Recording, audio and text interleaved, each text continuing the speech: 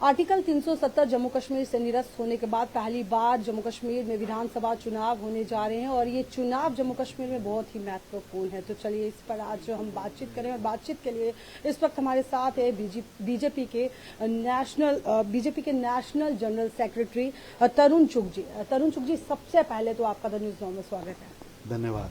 क्या लगता है इस बार आपको कि जम्मू कश्मीर में भाजपा अपनी सरकार बना पाएगी? ऐसा कि जनता का आशीर्वाद प्रधानमंत्री मोदी जी के साथ है और स्पष्ट दिख रहा है। मोदी जी ने कहा निकलिए वोट करिए, और बायकाट जिन क्षेत्रों में होता था वहां भारी पोलिंग हो रही। उससे कुछ पार्टियों में तिलमिलाहट है, घबराहट है, लेकिन भारी पोलिंग हो रही है। ये प्रधानमंत्री मोदी जी की पहली जीत है और निश्चित रूप से ये मोदी जी के विजन की जीत।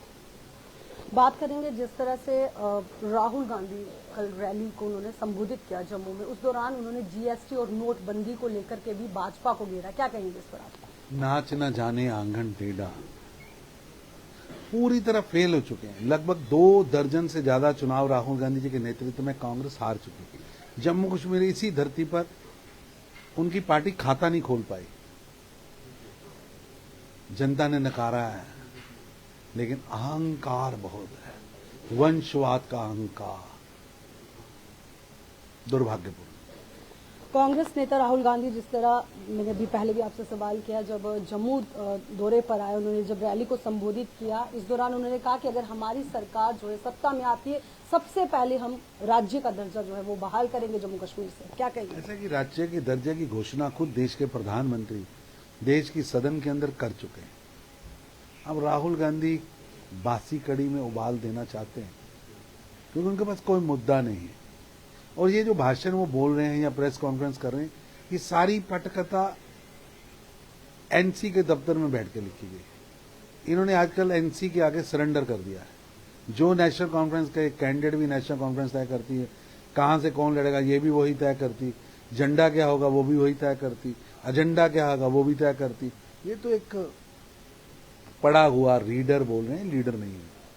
आर्टिकल 370 जब से जम्मू कश्मीर से निरस्त हुआ है, क्या लगता है आपको कि जम्मू कश्मीर की तस्वीर जो है वो बदल चुकी है? जम्मू कश्मीर में विकास हुआ है? आप देखिए 370 और 35 से जाने के बाद पत्थरबाजों की फौज खत्म। अब उन्हीं पत्थरों से रोड्स बन गई। ग्राम सड़क योजना देखिए, जम्मू कश्मीर के हर गांव में सड़क बन रही, हर शहर में सड़क बन रही, हाईवे बन रहे, पुल बन रहे, बड़ी बड़ी सुरंगें बनी है, रेलवे का सबसे ऊंचा ब्रिज बना है, रेलवे का इंफ्रास्ट्रक्चर खड़ा हुआ है। सबसे बड़ी बात है शांति आई है, आतंकवाद समाप्त हुआ है, आतंकवाद का समूल नाश हुआ है, आतंकवादी भी कम हुए, आतंकवाद भी कम हुआ है और आतंकवादियों की आयु भी कम है। विपक्ष का ये मानना है कि आतंकवाद, अगर कश्मीर घाटी की बात करें, बेशक वहां से अगर कम हुआ होगा, लेकिन जम्मू में आतंकवाद जो है वो बढ़ चुका है। क्या कहेंगे? ऐसा है कि आंकड़े लेकर मैं बैठूंगा तो इनके पास जवाब ही नहीं मिलेगा। एक जमाना था कि रोज हत्याएं होती थी, सामूहिक हत्याएं होती थी, बस में से निकालकर लोगों को मारा जाता था, बारात की बारात मार दी जाती थी, और यही लोग रूल करते थे। फारूक अब्दुल्ला, मुफ्ती बहन, उनके पिताजी, यहाँ गांधी नेहरू परिवार। जम्मू कश्मीर को इन परिवारों ने दहकते शोलों पर फेंका।